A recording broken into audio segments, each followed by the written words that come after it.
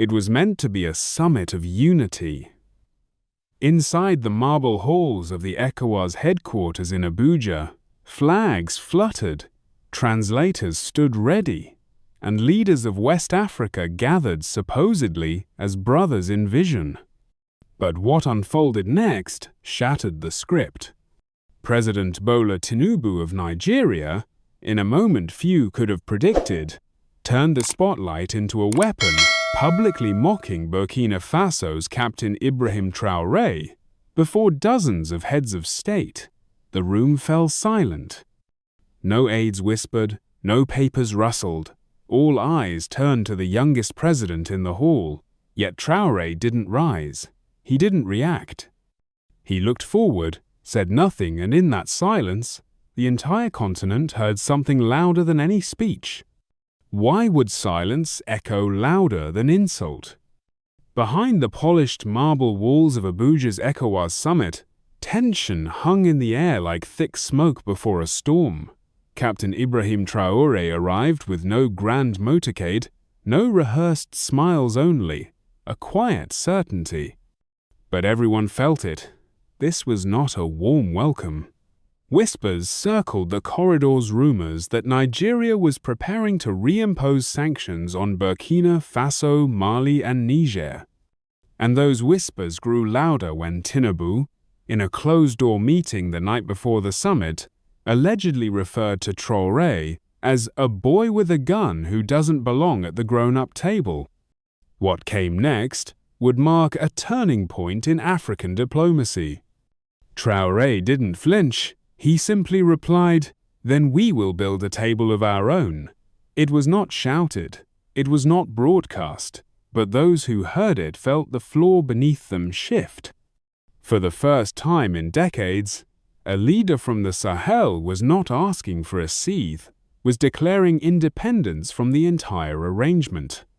Inside the main hall, President Tinubu deliberately skipped greeting Traoré.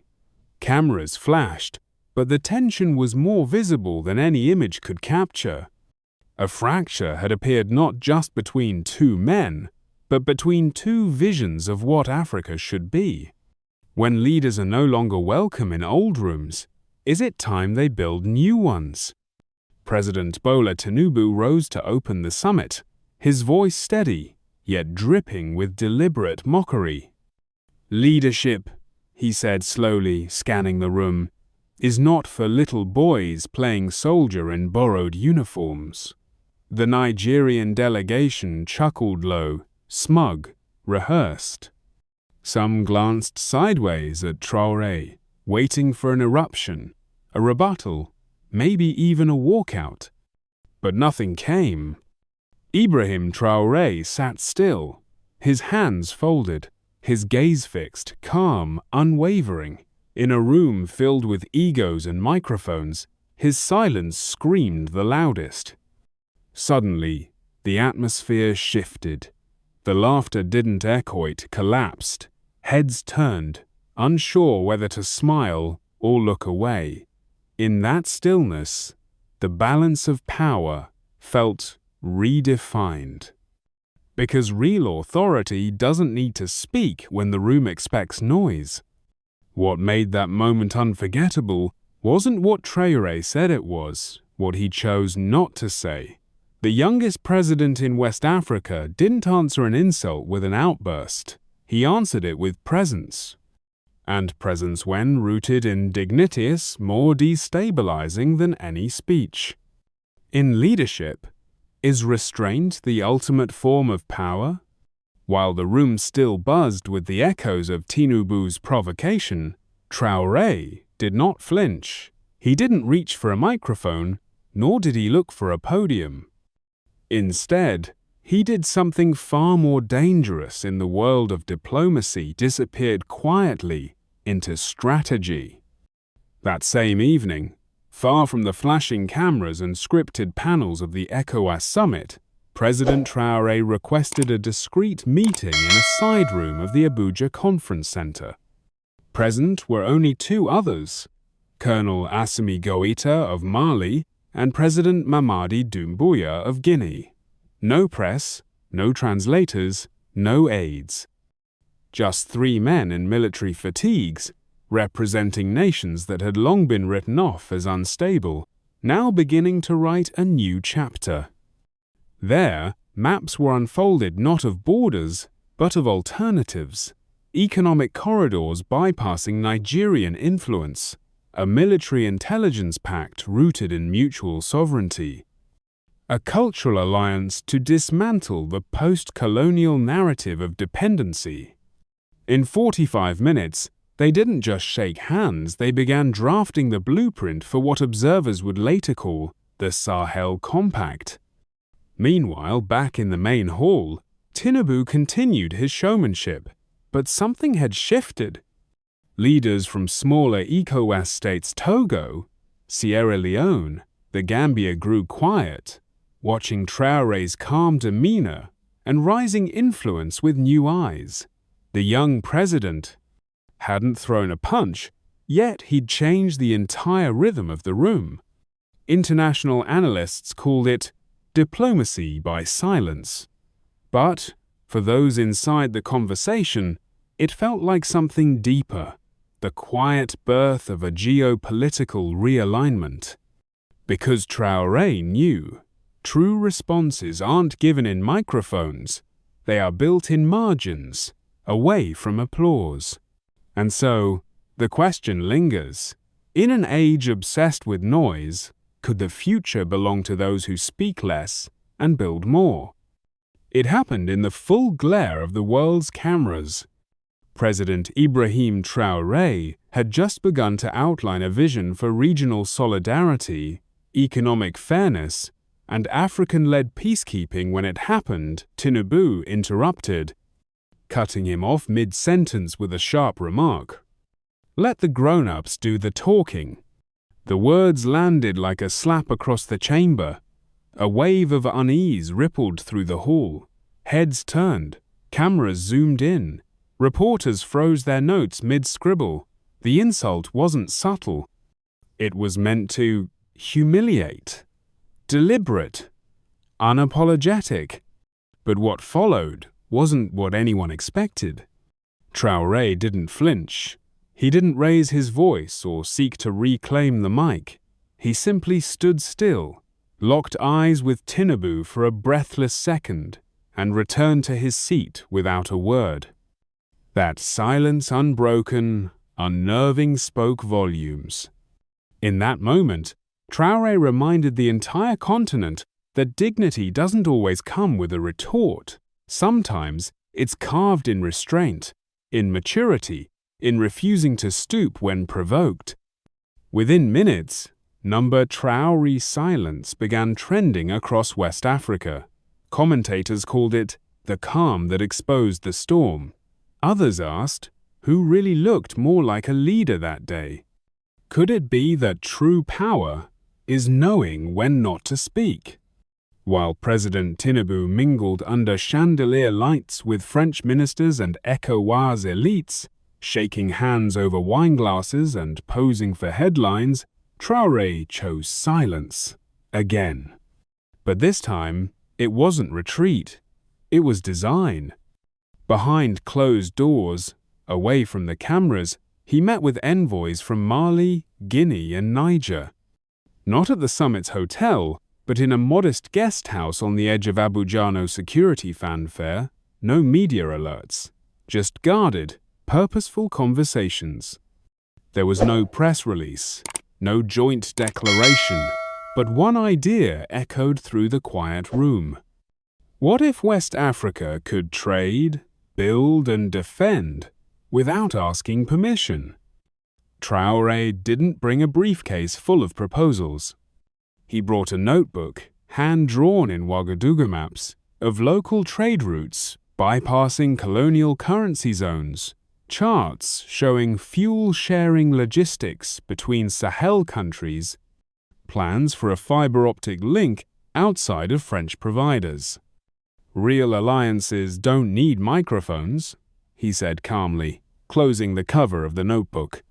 "They need trust and the courage to act without applause." That night, while ECOWAS delegates toasted regional cooperation funded by European loans, something more authentic took root. No one called it a treaty, but by dawn, 3 governments had agreed to pilot an independent digital payment system. No CFA franc, no Paris clearinghouse. It wasn't rebellion, it was renewal. Burkina Faso would supply lithium to Niger. Mali would exchange grain reserves. Guinea would open its southern ports directly, not through ECOWAS brokerage. And no one would hear about it on CNN. The true alliance wasn't sealed with flags or fanfare, but with whispered resolve among nations tired of being spoken for. Isn't that what sovereignty truly means? As Traoré quietly returned to his hotel room, reporters still camped outside Tinubu's ballroom, unaware that the continent's future had just shifted, not with a bang, but with a handshake in the shadows. At exactly 8 a.m., while the Abuja skyline was still wrapped in a haze of political tension, Captain Ibrahim Traoré summoned his allies for an unscheduled closed-door session. No podium. No national anthem, just purpose. Inside a modest conference room tucked behind security detail, representatives from Mali and Guinea entered with quiet nods. They weren't there to protest, they were there to sign. On the table was a simple 2-page document, a trilateral mineral trade pact. It outlined joint control over lithium, bauxite, and rare earth supply chains across the Sahel. Most notably, all transactions would be settled in national currencies, not CFA franc, not the dollar, not the euro. No France, no ECOWAS, no Nigeria. This wasn't just policy, it was defiance reimagined as design. And Traoré's statement was concise. We are not anti-anyone, we are pro-African capacity. An hour later, word of the pact broke. It hadn't been leaked. It had been released strategically. President Tinubu, still surrounded by international envoys preparing for the ECOWAS plenary, was blindsided. Witnesses say he slammed his briefing folder against the table. His voice broke protocol. It was signed, without me. What followed was diplomatic frenzy. Phone calls, cancelled press appearances, emergency briefings from Nigerian intelligence, but it was already too late. The signatures had dried. The cameras were rolling elsewhere. For once, the geopolitical spotlight wasn't following the biggest economy, it was following the boldest decision. This was not just a regional deal, it was a message. Africa's sovereignty cannot be scheduled into someone else's calendar. And it begged deeper questions. If unity only exists on the terms of the most powerful, is it unity or quiet obedience? As Traoré left the building, he paused at the door and turned not to wave, but to glance silently toward the press pool. That look carried a quiet declaration. Respect is not demanded, it is built. 3 days after the stormy ECOWAS summit, all cameras were pointed not at Abuja, but at Niamey. The press conference was announced just 2 hours in advance, no fanfare, no official flag ceremony, but within minutes, every major network from Al Jazeera to BBC went live. On stage stood 4 figures in simple attire, no extravagant suits or golden microphones. Ibrahim Traoré, Burkina Faso, Assimi Goïta, Mali, Mamadi Doumbouya, Guinea, and Abdourahmane Tiani, Niger. The air was charged, the setting bare, almost militant, but the words that followed would send seismic waves across the continent. They unveiled the Sahel Sovereign Alliance, a new bloc. Not just economic, not just military, but ideological. A rejection of dependency, a vision of continental autonomy. Its foundation, no CFA currency, no ECOWAS bureaucracy, no permission slips from Paris or Abuja. Then came Traoré's voice, calm, steady. If unity means obedience, it is not unity, it is control. Gasps echoed even from seasoned reporters. No leader in modern West Africa had ever spoken so plainly on such a stage. The message was broadcast in real time across 43 countries. Within hours, hashtags like #Sovereign Sahel and #Traoré Declaration were trending on African social media. University halls in Accra, Dakar, and Abidjan erupted into debate. Was this a fracture, the beginning of a new federation? International reactions came swiftly. Some Western diplomats called it irresponsible, but grassroots groups across Africa hailed it as long overdue. Educators praised it as a teachable moment about the difference between political independence and psychological liberation. It was more than a policy, it was a rupture of narrative. This wasn't about turning away from the world, it was about deciding how to enter it in one's own terms. And as the microphones were turned off, no one dared call it just a press event. It was history broadcast live. Behind closed doors, away from flashing cameras and rehearsed smiles, the real storm broke loose. Inside the presidential lounge of the ECOWAS summit, President Tinubu slammed his hand on the polished mahogany table, his voice echoing, "Who do you think you are to defy this union?" But Ibrahim Traoré didn't flinch. He stood straight, calm, and without a trace of retaliation. "I'm a soldier who became a president," he replied. "Not a president pretending to be a soldier." The silence that followed felt heavier than any speech delivered that day. Even Tinubu's closest allies reportedly paused, uncertain whether they were witnessing insubordination or the rise of a new kind of leadership. What happened in that moment was more than political drama, it was a clash between two generations, two visions of Africa, one rooted in inherited authority, the other forged in the fires of service, sacrifice, and grassroots revolution. From a leadership ethics standpoint, this exchange is now studied in political science forums across West Africa. What does it mean when silence becomes the most powerful weapon in the room? He thought the microphone was off, the meeting was over, the cameras had stopped rolling. But in that quiet moment, as he leaned toward his aide and whispered in French-accented English, the room was still listening. "Africa doesn't need hegemony," Traoré said softly. "It needs dignity." What followed was unintended and unstoppable. The audio clip, no longer than 8 seconds, was picked up by a still-active boom mic. Within hours, it had been leaked.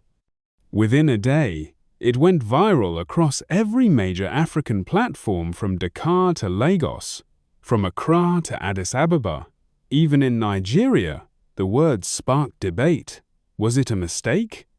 Or was it the most honest sentence spoken in the entire summit?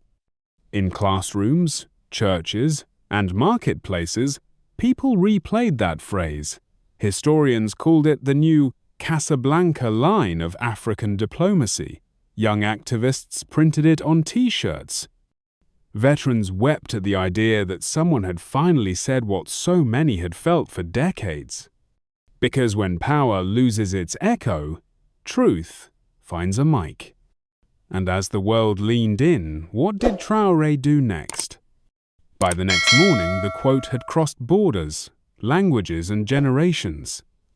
At the University of Dakar, students gathered on worn stone steps to project the leaked video. Onto a campus wall, "Africa doesn't need hegemony, it needs dignity." The crowd didn't cheer, they stood still, like witnesses. Some raised fists, others simply whispered, "Enfin, finally."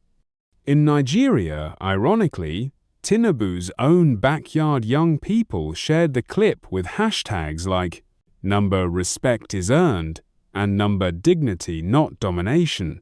On street corners in Lagos, a different kind of conversation emerged. Are we mocking the leader we might actually need? Even traditional radio stations replayed the phrase, followed by long pauses. Listeners were calling in, not to argue, but to reflect. Teachers in Ouagadougou began discussing the event in civic education classes. Journalists in Abidjan debated its implications on Pan-African alliances. Even in Francophone and Anglophone spaces long divided by colonial legacy, there was, for once, a shared moment of awakening. This wasn't just a viral clip, it was a mirror, and what it reflected was uncomfortable, beautiful, and overdue. Traoré hadn't shouted. He hadn't protested. He had simply spoken, and Africa had finally heard itself. But was this a passing wave? Or the tide of a new generation's demand for respect? What happens when one whisper echoes louder than 100 speeches? No cameras, no farewell handshake, no press conference. At 5:42 a.m., before the Abuja sun had fully risen, Ibrahim Traoré stepped into a modest convoy and left the ECOWAS summit behind. The tarmac was still wet from the night's rain. No delegates followed, no media chased, just silence and the faint sound of boots on concrete. Inside the aircraft, his cabinet sat still, unsure whether to speak.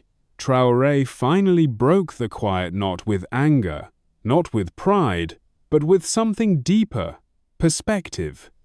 "History is never made when people clap," he said, looking out the window. "It's made when no one dares to." That single line, barely above a whisper, captured the essence of everything that had unfolded. He had stood among the powerful without needing to overpower. He had absorbed insult without losing integrity. And now, he exited not as a loser, as a victor, but as a man untouched by noise. Educational analysts later called it a strategic retreat, but in truth, it was a masterclass in restraint. Sometimes the most enduring victories don't echo in headlines. They live in the hearts of those who witnessed dignity under fire. So, what does true leadership look like when there's nothing left to prove, and yet everything still to fight for? In the final moments before leaving Nigerian soil, Ibrahim Traoré spoke no grand words, but his silence roared louder than any speech. "History," he whispered to his cabinet, "is not written by applause, but by those who dared act when no one was watching." That wasn't just a farewell, it was a doctrine.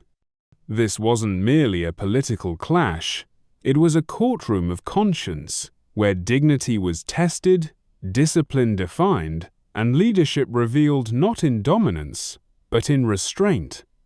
In an era of spectacle, what if true authority lies not in who commands the room, but in who can walk out of it, head high, soul intact? So we ask you, is leadership measured by the noise one makes, or by the silence one masters? Save this video if it spoke to something deeper. Share it if the message deserves more than an echo. And tell us, what does real leadership mean to you?